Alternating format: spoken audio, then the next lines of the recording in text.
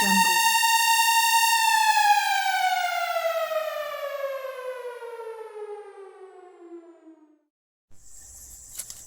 Based on my experience, right, since the COVID pandemic, the greatest challenge I think people are facing in my community is ignorance, right? Because since the COVID pandemic now, a lot of people have lost their jobs, right? And it's like the world jumped from one phase to the next, from a reality phase where everything was physical to now a digitalized phase. In my community where I live, a lot of people still don't have running water, a lot of people still don't have light, right? Children hardly can go to school, and I not even know there's so much picnic there in my community like right now. Since they're not going to school, parents are relying upon internet, and it's costly.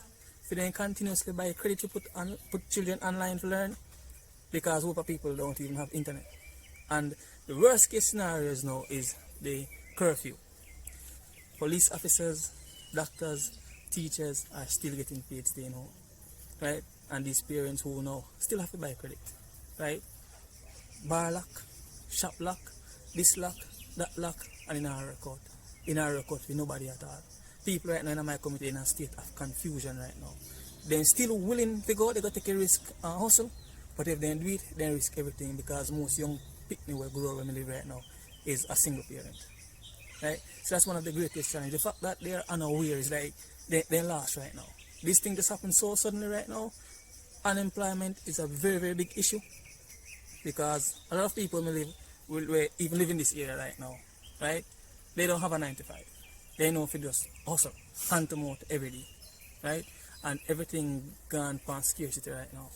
Food can hardly buy, shop we used to open lock, everything just gone haywire right now. Alright. When it comes down to volunteerism, right? Like I said, we're in a time right now where if people observe that some of us have advantages over others, right? Some of us are bigger, stronger, smarter, better looking, more advanced. We have potentials that other people don't. We are in jobs that other people don't have. And most of us right now, we are money. We have sufficient, we can't meet the demands of an expected life, or expected reality, or we have convenient enough for an accepted one. Now it's up to us now as citizens to use each other's strengths to cover each other's weaknesses.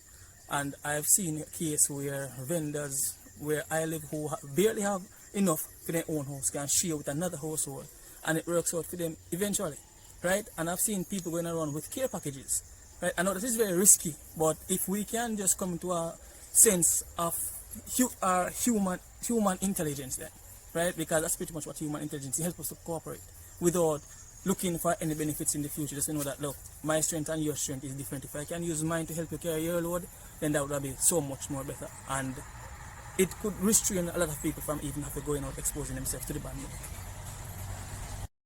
What I believe that could be put in place, right, to assist unemployment in our center, right, is that, a lot of us fear, right? I know the fear comes from ignorance. Fear stems from ignorance. Fear are the key thing. A lot of people have potentials and they have knowledge, but there's always this level of fear that restrains them, tells them, say, you're not good enough, this not gonna work out, that not gonna work out. What I believe that the government could do is send people to test the knowledge of people. Not because a person is not working, that doesn't mean anything at all, because I remember the story about the empire with the government and that young man. And that young man who could have seen behind the deception, that proved that even the least amongst us who is not in the position, their mindset can be greater than that of their leaders. So if they could have sent somebody out in their community to go find out what the youth them know, what kind of ideas the youth them have, that could have worked effectively well.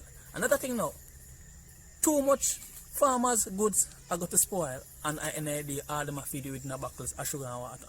You see, most of these fruits and vegetables could go into any processing method to give us better quality food and vegetables, anything at all, we can up with health, because during this pandemic, that's all people can do right now, get their health into contact right now,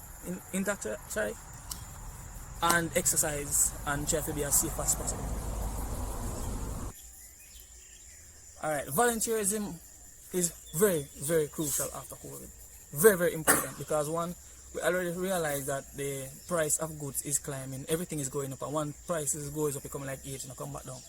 You understand? So in this time, we can't go rely upon the government or the government to pay us out of what the government don't have, because remember that a lot of businesses have been closed down, and if the government don't make sufficient from other business in taxes, then the country fall into a tax deficit. And if the country falls into a tax deficit, then the government don't have sufficient enough to pay nobody. And at the end of the day, Jamaica is ours. Her development contributes to the livelihood of all of us. So when she falls, all of we fall. So if all of we come together and stand as a nation to help in voluntary service, that can push us way forward, because it make no sense then we are trying to go forward and looking for a paycheck, then we are going backwards, right? We are sinking ourselves farther than the pandemic has sink us.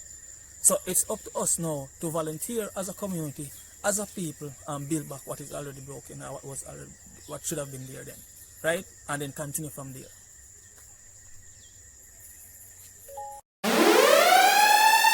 Audio Jungle.